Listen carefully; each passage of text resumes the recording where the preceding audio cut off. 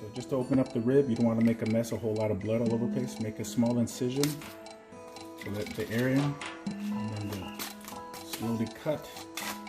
And be careful because that knife is sharp. You want to let all the blood kind of just go to the bottom, and it'll be safely and neatly start sliding pork out.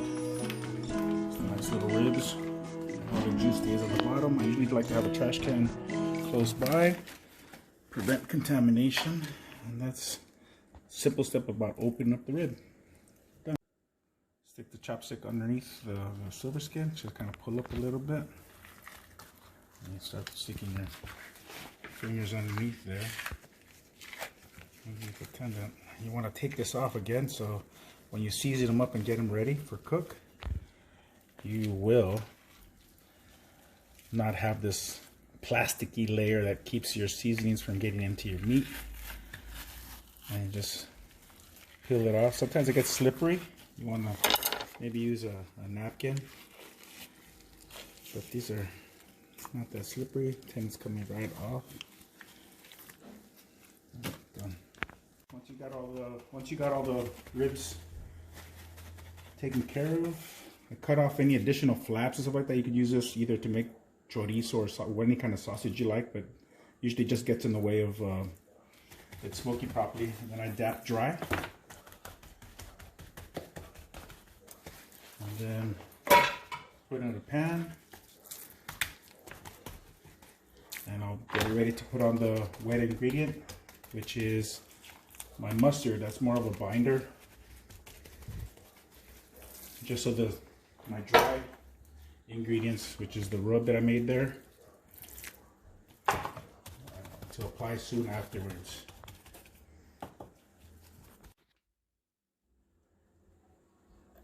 You just need a little bit of mustard, not a whole lot. I've seen some guys like put a whole shitload of I'm sorry for the cussings, but it's just to let your dry ingredients have something to cling on to.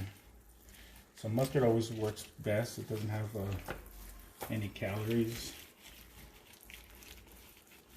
and it just gives it a little tang, but which usually will burn off anyways in the flavor, unless you put a whole gallon of mustard like I've seen people use.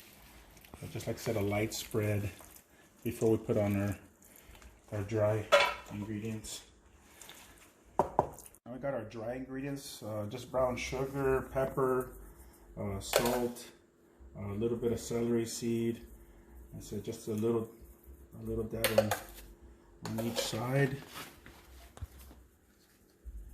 This is just going to be like what's going to sit in, kind of penetrate into the meat, and these will be ready to put on the smoker tomorrow. But before I put them on the smoker, I'll finish up with a different rub, but this is just the base rub, if anything. Sprinkle that on, and again, I know they always call them rubs, but I think they're more effective if you just kind of pat it down, smack it up, flip it, rub it down. Oh, mama! I'm gonna add now my special rub. I like this rub just because it has a lot of color. Besides flavor, a lot of these rubs have paprika, cayenne, some sort of red coloring. So it depends on what color you want, but also what kind of flavor you want. And make sure you get both sides of the ribs. Not too much. Again, it's just to leave it prepped in the refrigerator overnight, so the seasoning can penetrate.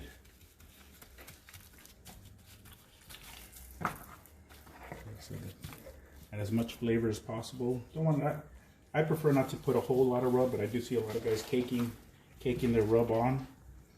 But during the cooking process, some of it does render off with the fat, depending on how much fat is on the meat. But again, it's up to you. It's going to take a while till you know how you like it. Try to get the sides as much as possible. Alright, so we've been smoking this for about 2.5, 3 hours. Time for a nice little glaze of barbecue sauce. Just a light spread, just so it can kind of caramelize on top of the rib. Periodically I reincorporate a little bit of moisture with a combination of vinegar, barbecue sauce, and just water. Keep them nice and moist.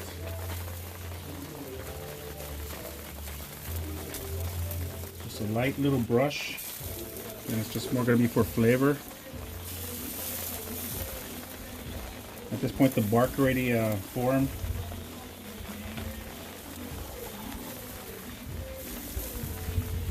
Again, this is just a light spread.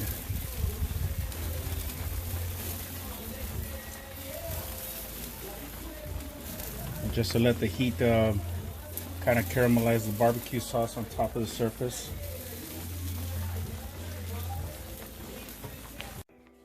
So we're gonna wrap the barbecue, and we add a little bit of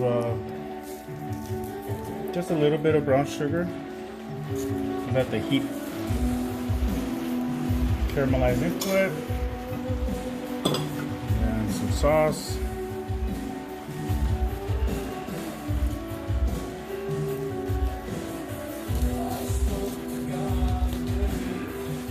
Get a nice little shellacking, if anything.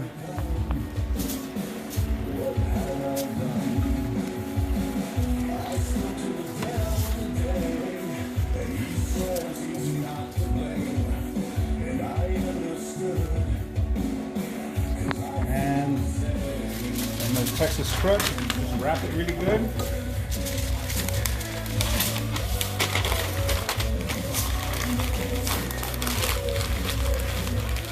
Try to get as much of the air out as possible.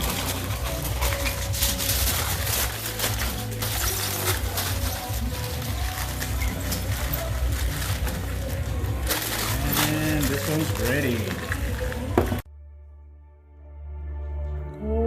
Where's the bone? Oh, damn it. What?